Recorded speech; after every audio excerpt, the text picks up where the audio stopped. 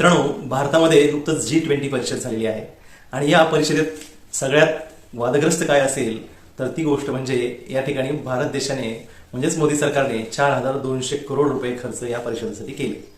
तर मित्रांनो, आपण एक सामान्य नागरिक म्हणून या गोष्टींचा विचार करायला लागलो तर आपल्याला अनेक गोष्टी कळतात. मग सामान्य माणूस असा विचार करतो की 4,200 करोड रुपये घालून मिळालं काय? एवढी सगळी मेहनत, एवढा सगळा पैसा जर घालून आपल्या पदरी पडलं काय? म्हणजेच या G20 मधून भारताला काय फायदा झाला? भारत देशामध्ये कित्येक भुके कंगाल लोक आहेत, गरीब लोक आहेत, ज्यांना कित्येक समस्यांना सामोरे जायला लागतंय आणि आपण अशा प्रकारे उधळपट्टी करतो पैशाची. अशा प्रकारच्या या परिषदांवर अशा प्रकारचा एक सूर काही लोक आळवताना दिसतात. तर आजच्या व्हिडिओमध्ये मी तुम्हाला तेच सांगणार आहे की जे मला हे सगळं वाचल्यानंतर लक्षात आलं. हे वाचल्यानंतर माझ्या मनामध्ये जे काही विचार आले ते विचार मी तुमच्यापर्यंत पोहोचवायचा प्रयत्न करणार आहे. बघा, तुम्हाला आवडतायत का? तुम्हाला पसंत पडतायत का? व्हिडिओ पसंत पडला, आवडले माझे विचार तर जरूर लाईक करा, शेअर करा आणि ह्या चॅनलला सबस्क्राईब देखील करून ठेवा.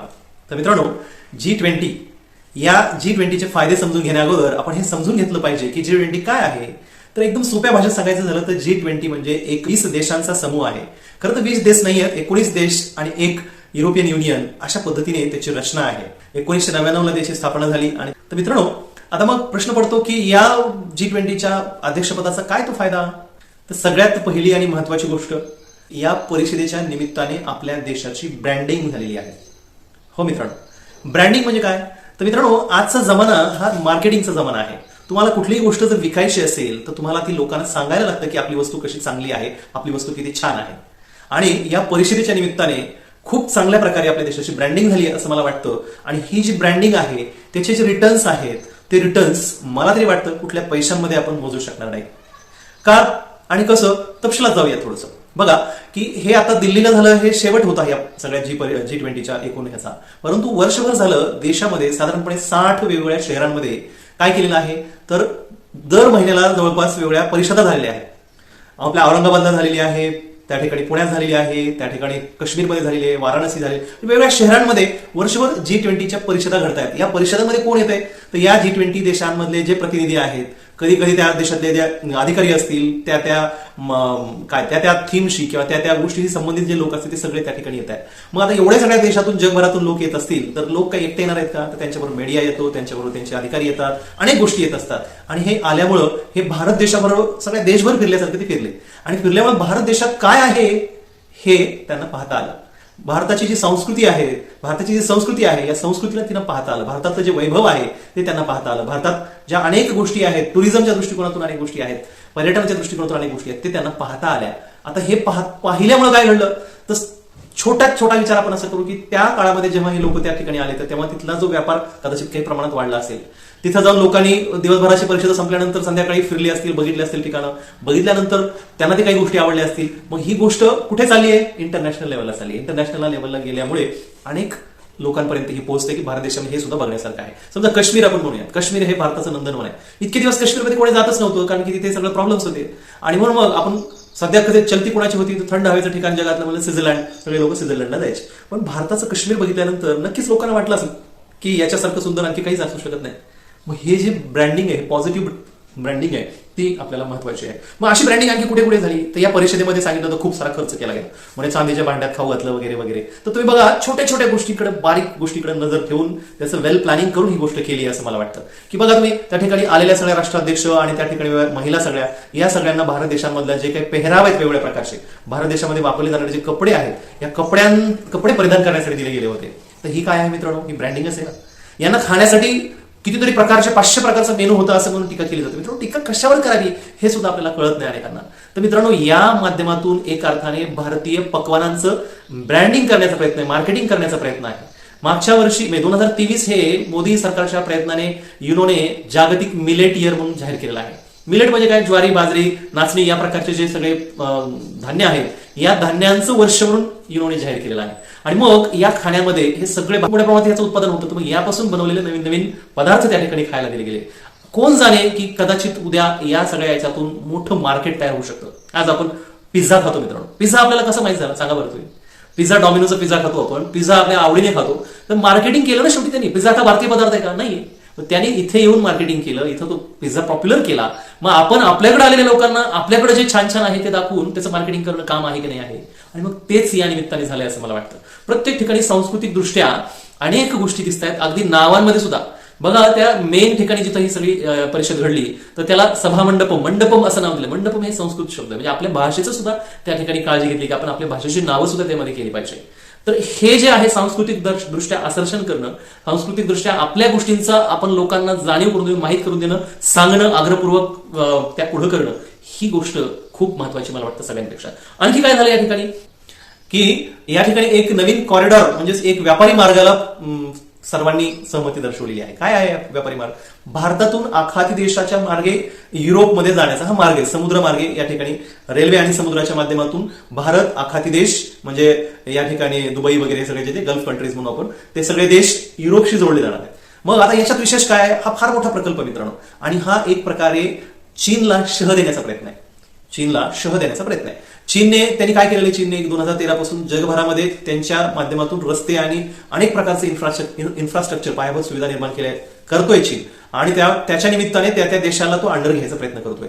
मग याला एक काउंटर अटॅक, याच्यावरती एक हल्ला म्हणूयात, या पद्धतीने पाहिलं जातं या भारत, आखाती देश आणि युरोपीय देशांमधून जाणाऱ्या या मार्गातून.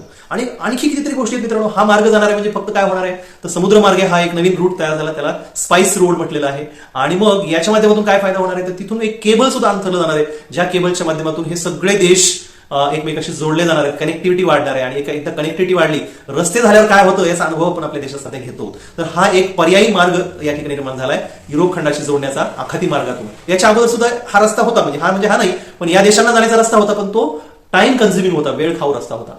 म्हणजे सुएझ कालव्याच्या माध्यमातून युरोपमध्ये जाता यायला लागायचं. त्याच्यामध्ये जो वेळ लागायचा, त्याच्या या वेळामध्ये साधारणपणे 40% कपात होणार आहे.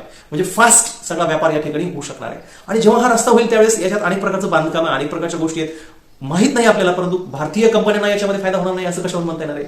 मग तुम्ही कसं काय म्हणणार? आणि किती दिवस चालणार आहे? हे लॉंग लास्टिंग असणार आहे.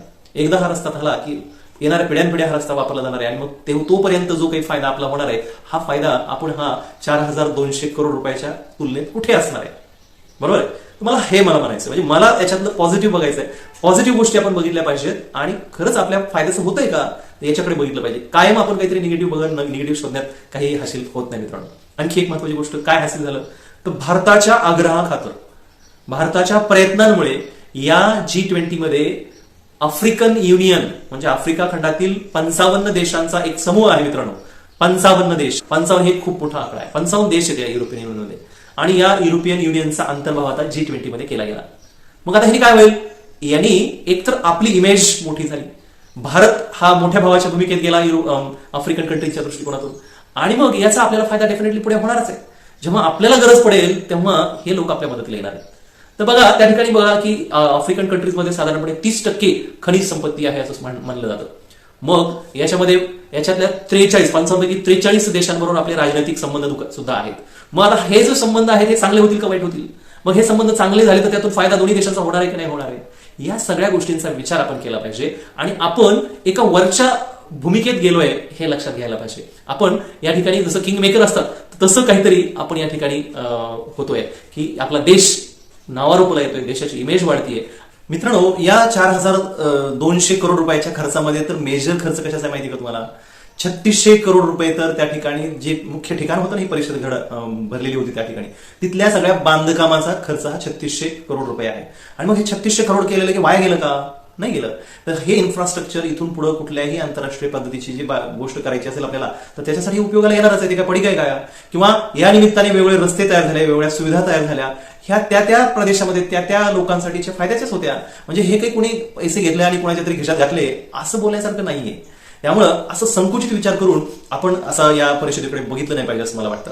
कारण की बघा, तुम्ही जस्ट एक उदाहरण देतो मी की आपण कुठलाही बिझनेस करताना अगोदर विचार करतो का की आपल्याला ह्यातून खूपच पैसे येतील नाही येतील? आपण अगोदर सुरुवात करतो, त्याच्यात इन्व्हेस्ट करतो, आणि इन्व्हेस्ट केल्यानंतर हळूहळू तो बिझनेस फ्लरिश होतो. तसंच काहीसं हे आहे की आपल्या देशाची ब्रँडिंग करणं, आपल्या देशाला पुढे नेणं, आणि त्याच्यासाठीच लागणारी ही गोष्ट. आता पाहुणे आपल्या घरी येतात तेव्हा आपण आपलं घर स्वच्छ करतो, त्या ठिकाणी रांगोळ्या काढतो, रंगवतो, अनेक गोष्टी करतो, घरात पैसे नसतील तर उसनवारी करतो, आणि हे सगळं करतो का? आपण म्हणतो पाहुणे आले तर आणि माझ्याकडे काही पैसे नाहीत, मग आमच्या लोकांचं असेल तसे ना आहे तसं करतो का? नाही. आता आंतरराष्ट्रीय दर्जाची एखादी घटना आहे आणि आंतरराष्ट्रीय लोक त्या ठिकाणी येणार आहेत, अनेक राष्ट्रांचे प्रमुख येणार आहेत, तर त्यांच्या सुविधा, त्यांचं सुख, त्यांचं योग्य ते सगळं मानपान हे राखणं घेणं गरजेचं आहे. त्यासाठी पैसे खर्च करणं आवश्यकच आहे. तर मला वाटतं की हा एक प्रकारचा कोतेपणा ठरेल अशा प्रकारे विचार करणं की ही खर्च म्हणजे बिनाकामाचा खर्च आहे आणि आपल्या देशाच्या लोकांचा पैसा विनाकारण वापरला गेला असं म्हणणं कदाचित या ठिकाणी गैर आहे असं मला वाटतं. तर मित्रांनो, या G20 मध्ये जसं या ठिकाणी अनेक गोष्टींवर चर्चा होते, म्हणजे खरं तर मुळात हे जे G20 आहे ते आर्थिक गोष्टीसाठी पुढे येऊन केलेलं एक संघटन आहे, परंतु हळूहळू त्याचं स्वरूप बदलत बदलत आता त्याच्यात अनेक नवीन गोष्टींचा अंतर्भाव झालेला आहे. आणि या वर्षीचं आणखी एक वैशिष्ट्य की जी फायदा म्हणूयात आपण आपल्या देशाच्या दृष्टिकोनातून, की भारताने या ठिकाणी एक नवीन त्याच्यामध्ये ऍडिशन केलेलं आहे, ते म्हणजे ग्लोबल बायोफ्युअल अलायन्स. तर मग बायोफ्युअल म्हणजे काय? जैविक इंधन म्हणूयात आपण, सोप्या भाषेत त्याला काय म्हणूयात की जैविक इंधनासाठीचे वेगवेगळे पर्याय उपलब्ध करणे, त्याच्यावरती विचार करणे, त्याच्या शक्यता अभ्यासणे, याच्यासाठी एक विभाग यावर्षी सुरू केला आहे असं आपण म्हणू शकतो. आणि ही सुद्धा आपली एक निष्पत्तीच आहे असं मला वाटतं. तर मित्रांनो, दिल्ली डिक्लेरेशन पास झालं म्हणजे काय झालं मित्रांनो? तर दिल्ली डिक्लेरेशन म्हणजे या पूर्ण परिषदेमध्ये सगळे जे राष्ट्रप्रमुख आले होते त्यांच्या सहमतीने काही गोष्टींवर सहमती होते आणि त्याच्यावर सगळ्यांच्या सह्या होतात आणि मग आम्ही या गोष्टीसाठी सगळे राजी झालो आहोत असं सांगितलं जातं. तर हे दिल्ली डिक्लेरेशन मध्ये सगळ्यात महत्वाची गोष्ट अशी होती की याच्यावरती गडद छाया होती युक्रेन आणि रशियाच्या युद्धाची. ओके, युक्रेन आणि रशियाच्या युद्धाची, कारण की जर युक्रेन आणि रशिया युद्धाचा प्रभाव या सगळ्या ह्याच्यावर राहिला असता किंवा त्याच्याबद्दल जास्त चर्चा झाली असती तर हे एक प्रकारे भारताचं अपयश मानलं गेलं असतं. परंतु आणि दुसरी त्याला एक बाजू अशी आहे की रशिया हा भारताचा मित्र राष्ट्र आहे. मग आपल्या देशामध्ये म्हणजे मित्र राष्ट्राबद्दलच आपण वाईट बोलणं हे त्या ठिकाणी झालं असतं, पण तसं काही न होता म्हणजे या घटनेचा उल्लेख झाला परंतु त्या ठिकाणी सौम्य भाषेमध्ये त्याचा उल्लेख केला गेला. अशावर सगळ्यांची सहमती घडून आणली मोदी सरकारने. तर मग हे एक मोठं यश मानलं जातं, कारण की एवढ्या मोठ्या राष्ट्रांच्या प्रमुखांना पटवणं आणि आपल्या बाजूवर आणणं हे काही छोटी गोष्ट नाही, खूप मोठी उपलब्धी आहे असं सगळं जग आज म्हणतंय.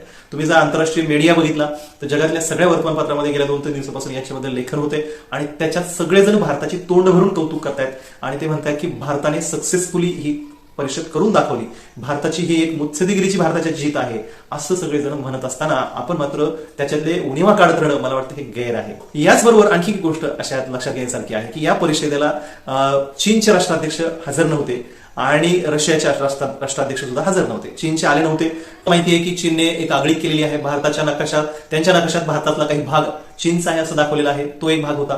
त्यांनी काहीतरी कारण सांगून आलेले नाहीये, परंतु असं आलेले नसताना, चीनसारखा एवढा मोठा देश या ठिकाणी प्रेझेंट नसताना चीनच्या बद्दल फारशी कुठे वाच्यता होऊच दिली गेली नाही.